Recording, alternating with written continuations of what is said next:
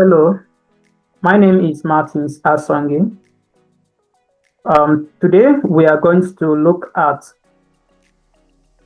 idea generation, that is from concept to opportunity.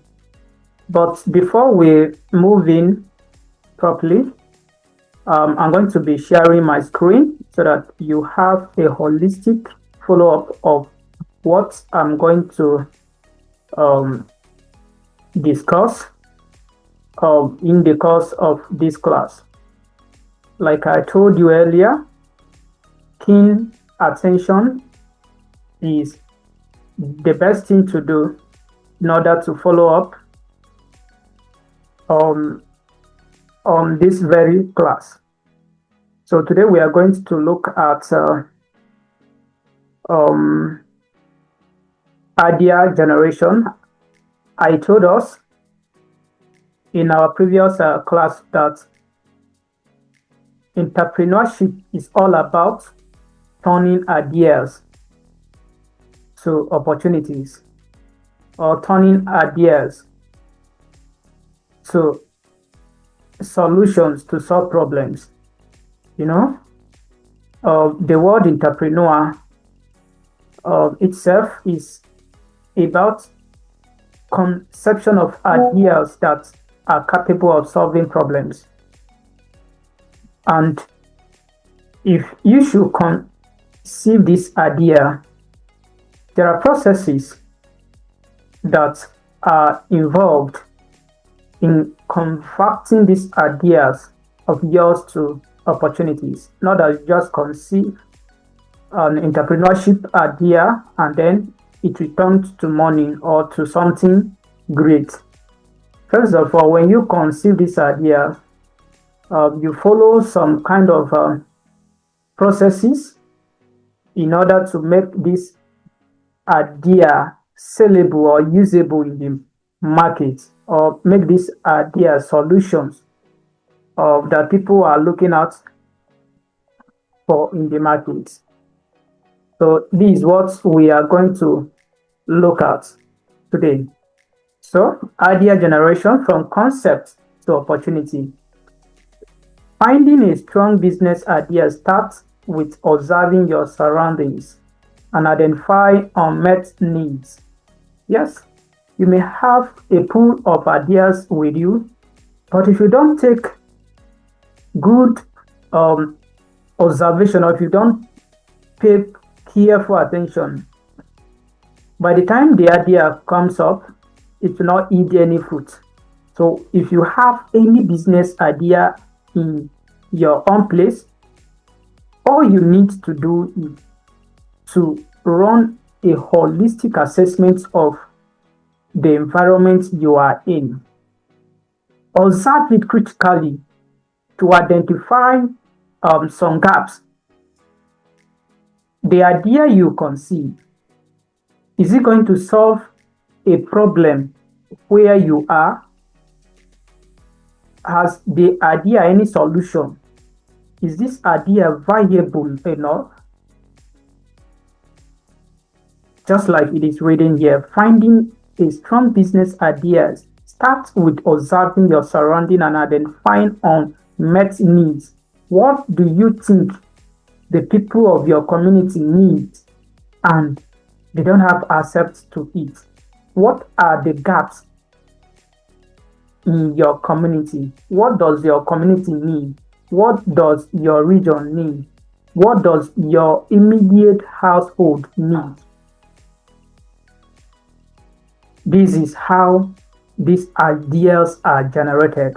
By the time you are able to sort out or find out what is missing in your community that is of importance, then you are good to go as an entrepreneur. But you just wake up and you decided to start selling this, selling that, it won't make sense and it won't be profitable for you at the end of the day if care is not taken. So the first thing to do is to observe your surrounding, to check, you ask questions and know what the people of your community or vicinity needs. From there, you go about developing an idea or generating an idea or concept that will be able to solve this problem.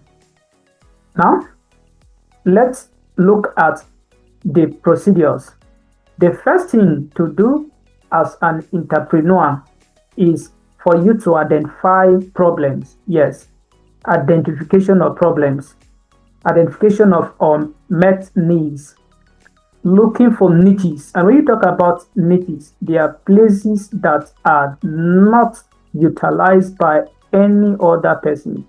They are viable places that if you should take your products to these places, you make a very good, if it is sales, you make a very good sales. You have a very good market there. Yes, they are viable places that are not exploited by other entrepreneurs. So as an entrepreneur, or as an intending business person, or as someone who has pool of idea and wants these ideas to come to life, the first thing to do is to identify a problem or identify problems that these your ideas can solve. And this implies you look for issues, looking for issues in your community that need solution. For instance, now people are moving from using normal firewood to cooking gases. They use cylinders. So in your community now, you've observed that people are moving to cylinders. They are using gas cylinders to cook, and there is nobody selling cooking gas in your own area. So what do? It's a very good opportunity for you. It's a big problem, and it's a very good opportunity for you as somebody who wants to go into entrepreneurship. What do? You now take a critical look at that. Look at the cost of bringing in cooking gas, the number of people residents in your community. Will they be able to patronize? How are they willing to buy these products? These are the things you look up to. What is their income level? Or is it just 3 persons that are interested in using cooking gas? These are the questions you ask yourself when you identify an issue in a community or in a place and you want to proper solution. Ask this question, not that you just move ahead and then start running a business. You ask this question: do you have buyers? Are people willing to buy? Do these people really need this? Is this issue or this problem affecting this community? And if you should bring in solution, will these people be able to key in? And when you take all this into consideration, that is the aspect of taking calculated risk. Yes, you're observing your community to know that they have this issue and they are ready to pay for solution for this particular issue. So you first of all identify problems. So I told us in our previous class that as an entrepreneurship or as an entrepreneur, if you are not solving a problem, you are not an entrepreneur and you are just a normal business person. And you know, normal business person doesn't care whether he's solving problem or not. All he does is to make money. But as an entrepreneur, you have that empathetic part of you. Yes, you have empathy. You feel for people. You feel for people. The joy of solving problem, what makes many entrepreneurs happy in the market. So first thing to do as an entrepreneur for you to be profitable or for you to come up strong is to identify problems. And when you identify these problems, you start looking for solution. And it's this solution that brings about riches, brings about money, or brings about whatsoever gain you want to have in the business or in the ideas when they come live. So next is leverage skills. Turn your hobbies or skills into a viable business. Yes, turn your hobbies or skills into a viable business? What do you like doing? What skills do you have? What do you think um, your skill can do that will be able to solve a problem? These are some of the things that you look out for as an entrepreneur. Yes, you have an idea, but do you have passion for it? Are you skilled in it? If you should bring this idea to life, will it be compared to existing ideas? Will your solution be able to satisfy the people in need? Think about this. Think about this.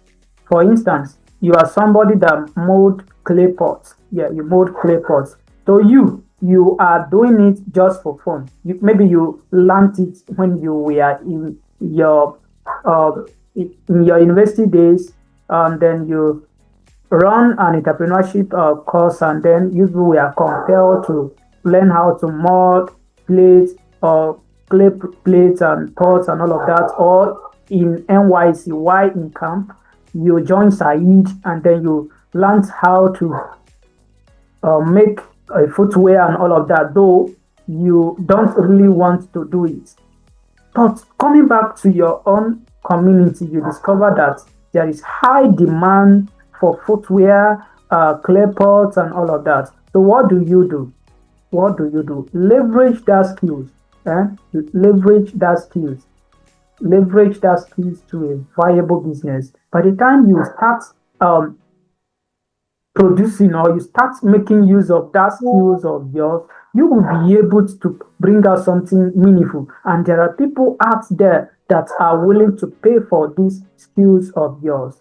So as an entrepreneur, you develop skills that people are willing to pay for. Yes, you don't just jump up and then say, I want to be an entrepreneur. You must have skills. You must develop skills. And there are a lot of skills that are out there. Some people are born with skills. Even though you are born with skills, you have to kind of need guidance in order to make these skills pop up. So as an entrepreneur, you leverage skills, your hobbies, you turn them into viable business. Number next is meet needs. Offer products or services that are in demand and hard to get. Yes, this is a very big point. It's a very big point. Yes, if you want to make it big as an entrepreneur, you want to make it big as an entrepreneur. Like now you have like 10 ideas that are viable. Out of these 10 ideas, do yourself good by reassessing the 10 ideas. Reassess these 10 ideas. Know the ones that are already in existence and the ones that are not in the existence. Know the one that you are the first person to bring them. Yes. By the time you offer a product, a very good product, that is demanding in the market and is very hard to get, that means you make it loud. You make it loud. You make it loud. So as somebody who is intending to go into entrepreneur, make sure you take creativity very, very high. Make sure you move with creativity. Make sure you move hand in hand with creativity, because by the time you design a product that is very hard to get, apart from getting it from you, you discover that you will be a market leader. You'll be a market leader. So why you want to push out any idea as an entrepreneur, make sure you offer something that is very good, demanding, but very, very difficult for somebody else to copy you immediately. I know by the time your product gets to 3 years, you will have competition following you in the same product. But at first, do your best. Do your best. Do your best to bring us something that is unique, something that everybody wants to use, or services that people need like that, but it's very scarce to get apart from you. Yeah. But when you do that, you stand up alone in the market and you will make it more than any other person that will come later. Them tips here: keep a notebook dedicated to your ideas and observation. Yes, while you are doing all of this, don't just observe and leave it in your own head. Make sure you have a notebook, or make sure you document everything. Make sure you document everything. Yes, make sure you document everything. Make sure you document every idea that comes to your mind. Don't just observe or an idea and then just keep it. Documentation is part of the life of an entrepreneur. You don't just get something, get an idea and allow it to sleep. Make sure the spirit of documentation, the spirit of writing is in you. So having done that, we are moving to model 3, which is market research. That is understanding your landscape. Understanding your landscape. Yes, it is very important. It is very, very important as an entrepreneur to do market research, because without researching, without knowing what is happening in the market, you won't be able to give the right product. Yes. Why am I saying this? You may have millions of ideas. You may have millions of ideas. You may have millions of ideas working. But if you don't do market research, at the end of the day, the idea may end up in zeros. Because one, you are not the only person that dream.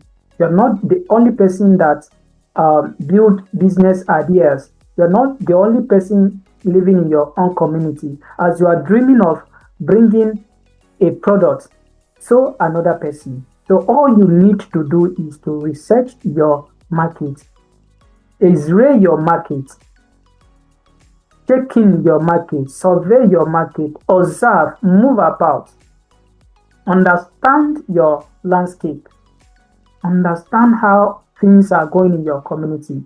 Check who that is using the same idea you have. Now, let's look at what is here. Thorough market research is crucial for success. It involves understanding your potential customers and analyzing your competitors. Yes, you have a very lucrative business idea, but do you have customers? Do you have potential customers? It's not just about customer, potential customer in this case. Now, what are potential customers? Potential customers are those customers that have the capacity to buy your product outrightly. Yes, these are potential customers. You know, we have customers and we have potential customers. And each and every entrepreneur is looking out for potential customers, not just customers. Because by the time customers are paying for your product outrightly, you know, money is coming, cash inflow. You know what that means. And then you analyze your competitors. And this point is very, very important, because there is just no business that exists without competition. You know, I told us before, let me give you an example of competition. Like in the telecom, we have MTN, we have Glo, we have Nine Mobile, we have Airtel. And without even asking you, you know who is the market leader. Yes, the MTN, the market leader. Because there is just no household that does not use MTN products. I'm not promoting MTN, but by the look of things, MTN seems to dominate the telecom space in Nigeria. Yes. So all of these people, they are fighting the market. They are fighting. MTN is fighting, Glo is fighting, Airtel. All of them are fighting. So if you want to go into this kind of business, if you want to go into telecom business, all you need to do is to analyze these people, know their strengths. If you should enter this market now, will you be able to survive? Will you be able? In competition, should be a red sea. This should be a red sea. There is a red sea because there are gigantic competitors in the market. Yeah, there are gigantic people already existing in this particular market. So all you need to do is to analyze it, look at their strengths and their weaknesses. Look at their strengths and their weaknesses. If possible, identify niches, places where you think there is no MTN. If you want to go into telecom, look for places where you think there is no glue, or bring in propositions, or you develop propositions that will be able to outclass their, or maybe your own tariff plan, 100 naira a day, 100 naira a day. Yes, you peg it, something like that. All this will help you to survive if you want to enter into telecommunication industry. But without observing these people, and then you just enter, just giving a scenario of how this work, my brother, my sister, you won't be able to come out. You won't be able to come out. People will be laughing at you, but it's not your fault. It's because you blindly enter into the market. You did not survey the market. You did not do any research. You did not understand what is going on. All you need, all you've done is to just enter into the market. So let's look at this. Thorough market research is crucial for success. It involves understanding your potential customers. I've explained what potential customers are, customers who have the capacity to buy your products. And then you analyze your competitors. Understanding customers, you understand them in this way. Who are they? Who are your customers? Are your customers children from 0 to 5 years, or 0 to 2 years, or adult from 20 to 30 years, or 20 to 40, 45, or 50, or elderly people 70 to 100? Or are your customers, are they men? Are they women? Are they girls? Are they boys? Or are your customers? It's very funny. It is very funny that your customers could be dogs. Your customers could be fishes. Your customers could be any other animals. What kind of idea are you going to sell to the public? And who are the people going to buy these ideas? So these are the things you take for consideration as somebody who wants to venture into entrepreneurship. So next, understanding customer is, what do they want? What do they? You don't just go about selling a product. While you are doing your market research, ask questions. Ask your customers. Ask your target audience. What do they want? What do they want? What are they willing to pay? You are thinking of bringing this particular product. Do they like it? Will they be able to buy? So you ask these questions. And when you ask this question, you're able to get the right answer. Asking what do they want, meaning needs that are unmet in that particular area. I told us before. Now that we are fully into agriculture, imagine you now bring in agri-processing in industry, product processing industry in a particular area, maybe tomato processing industry, in an area where they don't produce or farm tomatoes. Do you think you will survive in that market? 100% no, because the customers there, the people there does not need tomato processing. All they need is yam processing, or they need transportation, means of transportation. They don't have good means of transportation. They need buses. For you did not research the market. You just go ahead to provision tomato processing industry in that place. It will not work for you. So it is very important for you to ask your customers what they want, what is their problem. That is why in the first um, in the module 2, we explain that it is very important for you to identify unmet needs, the issue, the problems that are prevalent in that community where you want to render solution. By the time you are done with that, you be able to make it. So it is good for you to interact with your target audience and know what they want before you start building it. And then number next under understanding customers is how much will they pay? These people now they say they want this particular product. Then as how much are they going to pay? For instance, now your customers now say they want bread. They want bread.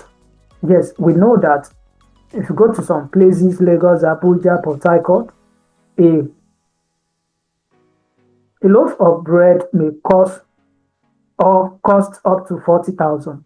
And then you are in a community where the highest or the richest person there earns uh, 50,000 a month, and then you are producing bread that costs 40,000. Do you think you'll be able to survive there?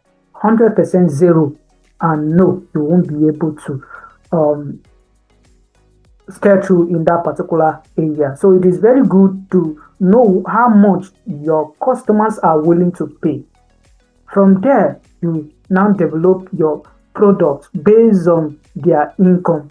Yes, you may be selling the same type of, or your company may be selling a loaf of bread at 50,000 in another area, but coming to this particular place, knowing fully that they are not that same level with the other place where you are selling 50,000 a loaf of bread, you now produce their own that will be able to sell at 1,000 naira, though with a very good quality.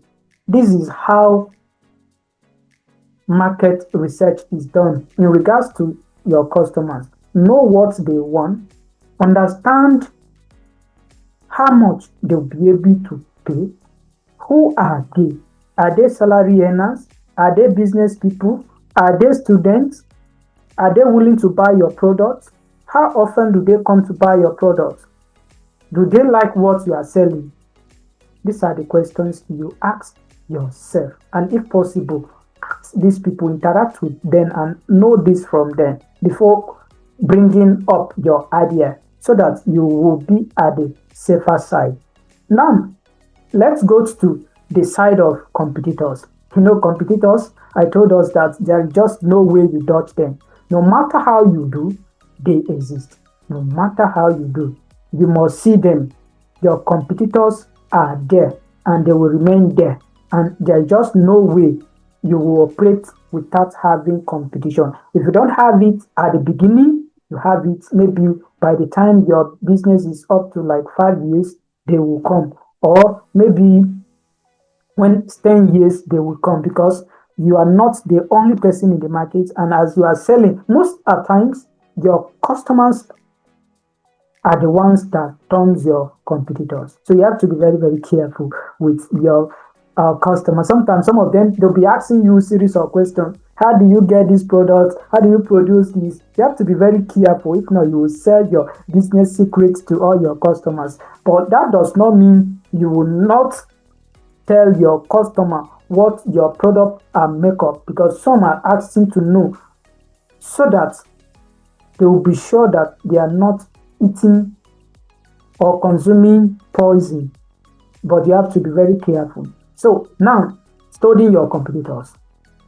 What are other people offering? Yes, who are your competitors? People that are into the line of business with you, or people who sell products that are closely substitute to your own, that if you are not on ground, people can definitely make use of their own. So what are others offering? What are they offering?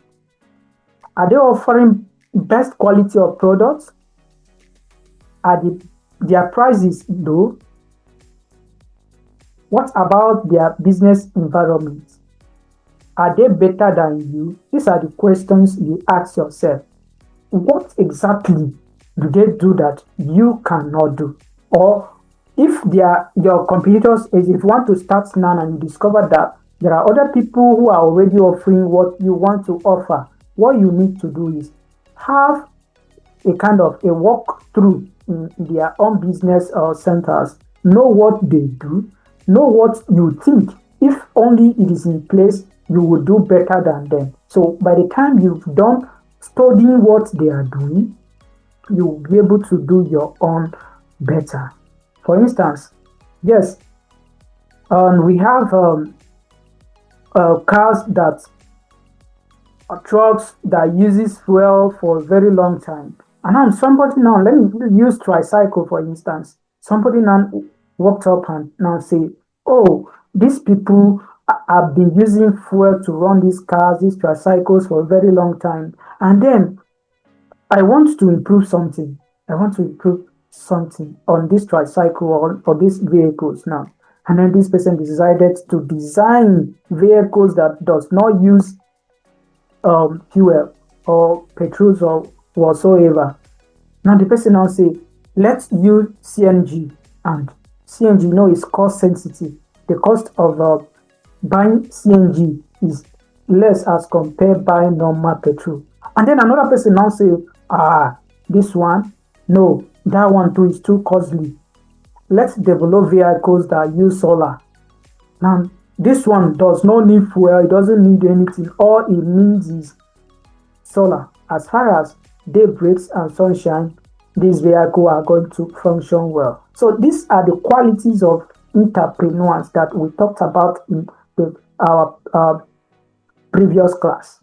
Innovation and creativity. Always trying to improve on a product to outclass your competitors. So by the time you've done this, you'll be able to outsmart and outclass your competitors. And then the same example under motor vehicles. Another person now says, no. All this, what if rain doesn't fall? If rain falls continuously and sun doesn't shine, will the person using solar car be able to run it? Let's do rechargeable cars. And then there are a lot of rechargeable cars now. And then another person, let's improve these cars now, because sometimes drivers are always weak. Because of driving, discover that they get tired. So let's do driverless cars. And somebody looked at that and then driverless cars we are produced. So these are the qualities of entrepreneur, doing some things that the other person is not doing. So by the time you're able to know what your competitors are offering, then you'll be able to come back and develop something that will outsmart and outclass their own. And this can only be done when you undergo a thorough market research. Number next is their strengths and weaknesses. Yes, it's very, very important for you to study and understand the strengths of your competitors and their weaknesses. What do you think they can do that you will never ever do?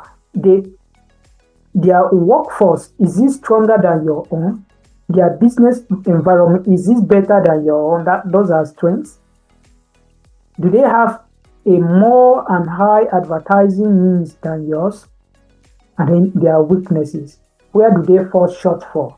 Why do they find it difficult to move? So these are the things to check out. But if you don't do your own market research and you just go in, my brother, my sister, at the end of the day, you cry out loud and nobody will listen to you.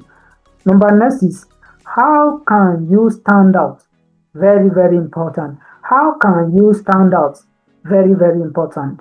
Yes, as an entrepreneur, you are always looking out for a way to stand out. You're always looking out for ways to stand out, to outsmart and outclass your competitors, so that you will be able to sell more or take the higher market share. And then when you talk about market share, you are referring to your customer base. so that you have the highest customer base. So you have to work on yourself, your your staff, your goodwill, your nature of customer service. These are the things you look out for. Not that you are the one selling this, then you become a boss. No, no, no, no, no, no. You are selling that does not mean you are the boss. There is an ecosystem that exists. Your customers, your workers, your shareholders, all these people matters in a business. And if you don't take time, you will not be able to go far. So for you to manage your ecosystem, your business stakeholder makes you to stand up. One, by giving out quality products or services. Yes, quality. Don't compromise your product. Don't compromise the quality of your product. The only thing you can do, if you know that the raw materials or the cost of producing your product is high, maybe you can increase the price, but the quality should remain. Don't ever tamper with the quality of your product in order to make gains. It will not help you. And again, another example is how you service your customer. Do you call them to know if your product serves them? If they should have issues with your product, how do you handle it? How do you handle it? So these are the things you consider while trying to venture into any business or changing or converting an idea to a viable opportunity. Keynote: finding your niche. Focus on a specific group or needs and offer something unique or better. Yes. So we are moving to the next. We are moving to the next.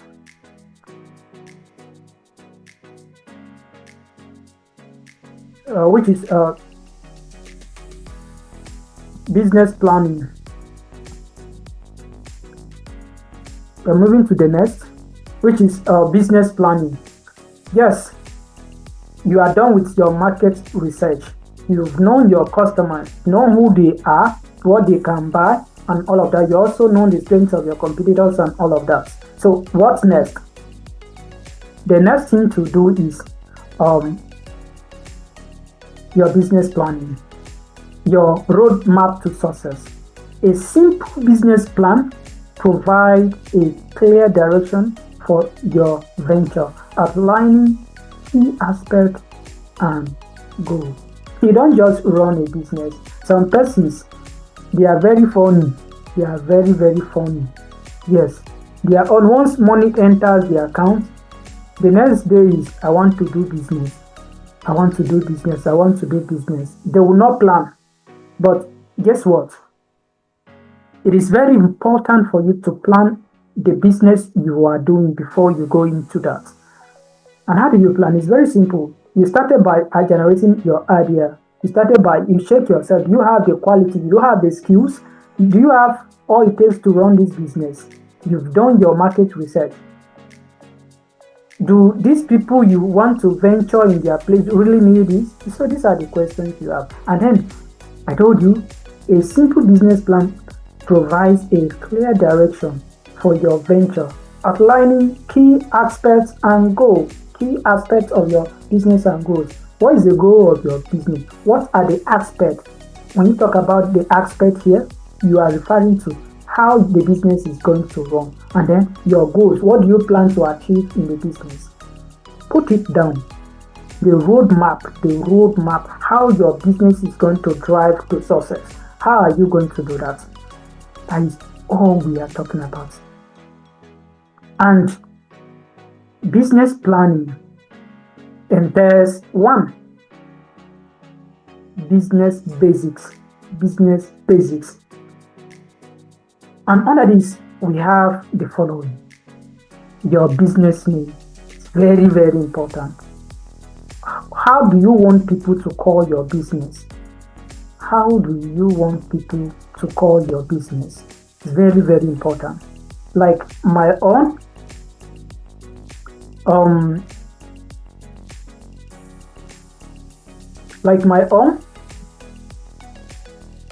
Um,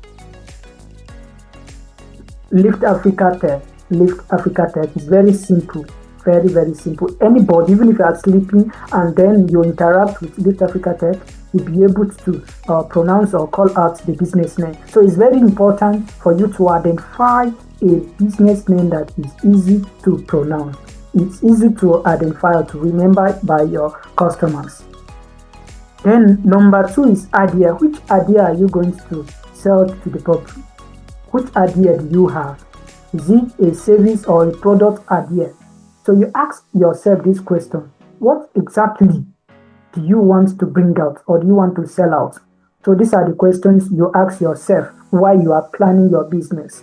So that at the end of the day, it will be profitable for you. Then number next is target customers. We've discussed that here. Who are your target customers? Is it people in the hospital? Is it hospital? Is it school? Is it normal market? Is it kitchen, what you are selling? Is it children that are your target audience? Or is it students, armies, animals, or whatsoever? Who and who is your target customer is very important. By the time you identify who is buying your product or who you are serving in the market, then you are good to go. And it's not just about identifying your target market. How often are they willing to buy your product? Or how often will they buy your product? Do they have the capacity? How much are they willing to pay for your product? We've discussed all of this in the previous module, but it is very important I echo it because it's very important. Your target market. Are they salary earners? What income level are they? How do you serve them? Are they coming to your own business premises to buy, or you are developing a chain that be able to serve them from your own end? So these are the questions you ask yourself, or this is how you plan your business or your startup or whatever you want to give to the general public. Then number next is products and services. I told you businesses operate and exist in two forms. We have products and service businesses. When we talk about products, they are physical products. They are physical products that are offered by businesses. Example, selling of biscuit, donuts, rice, beans, laptops, and etc. etc. Then services. When you talk about services of a doctor, a barber, a lecturer, and all of that. You don't see this physically. And how is these services or products you want to give out or sell out needed? Do people really need it? These are the questions you ask yourself. And this should be part of your business planning. This should be part of your business planning. It's the basic aspects of your business. Basic here meaning it must, is a must. If you don't have it in your business plan, that means you are planning to fail. So it is very good for you, very important for you to understand this before you move on with any business. Number 2 on the business planning is strategy. What strategy are you using? Marketing approach and financial projection. What strategy? What is your financial projection? How do you intend to finance the business? How do you intend to recover your finances in the business? How are you going to market your business? Are you going to market it online, or are you going to do door-to-door marketing? How are you going to do this? It is supposed to be in your business plan. Your business plan. It's supposed to be in your business plan. As time goes on, we'll be discussing all of this individually so that you have a holistic understanding of how it goes. Then number next is clear objectives and realistic timeline. You don't just run a business. You run a business with purpose, with clear objectives and a realistic timeline. For instance, you say in the next 3 months, we are going to sell 50 bags of your product X, 20 bag of your product Y, and then is an objective. You have set a goal, you have set an objective, and then the realistic timeline is 3 months. If at the end of 3 months you are not able to sell even up to two of your products or render up to two of the services projected, that means the timeline you set was not realistic, or you did not do a very good projection. Because one, you cannot just say you will be able to sell 50 bags of rice in 3 months. You must have reviewed your historical sales in order to know how sales move in your own business before you be able to do that kind of sales budget or projection, so, or forecasting. So it is very, very important for you to operate your business with goals.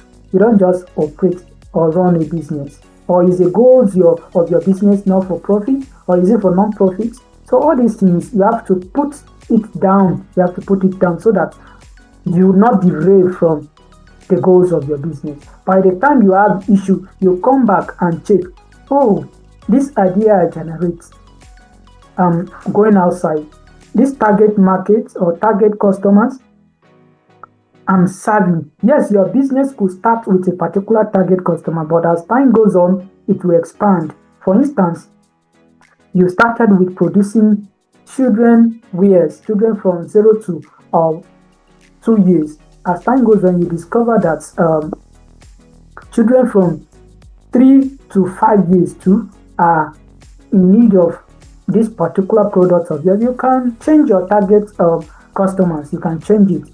You keep changing. You keep changing. And how do you do that? By following your business plan. By making sure you stick to your business plan. By making sure you work with what you have on paper. Yes, you work in line with your goal, with your plan and all of that. You don't just go about, because if you are not working with plan, you will spend more. But if you are working with plan, you spend less, because where your plan does not go, you stop. So it is very, very important for you to develop a roadmap that will lead you to success as an entrepreneur or a business person. Lastly, take home notes. Planning for growth.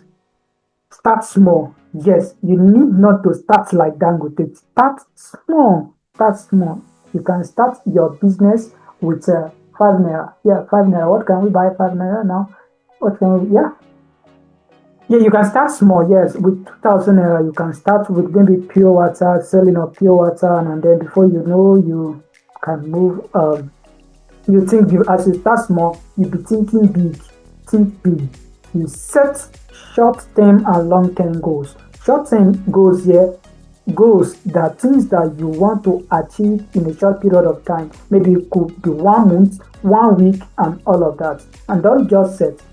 Evaluate your historical performance before you set them. And then long-term goals, you set long-term goals of your business, things you think or you plan to achieve from 1 to 2, 3, 4, 5 years. Those are long-term goals. And then you track your progress regularly. And this brings about business documentation, or take business documentation. Yes, business documentation or bookkeeping. You don't just run a business.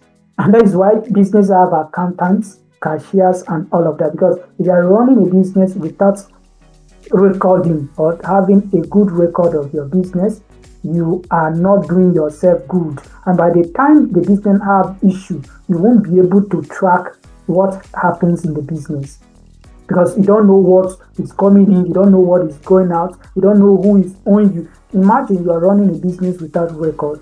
You give out credits, maybe and you are not recording anything. In less than 5 months, you will not be able to remember who and who is owing you. So it is very, very important to take all of this into practice for you to run and succeed in a business. Thank you very much. This is where we are going to stop for today. And I promise you, if you follow this class, just like I told you, you'll be able to run a successful business. Don't forget to subscribe to our YouTube channel, please and please. And if you have any question, do not hesitate to reach out to me via comment section. Thank you very much. Thank you.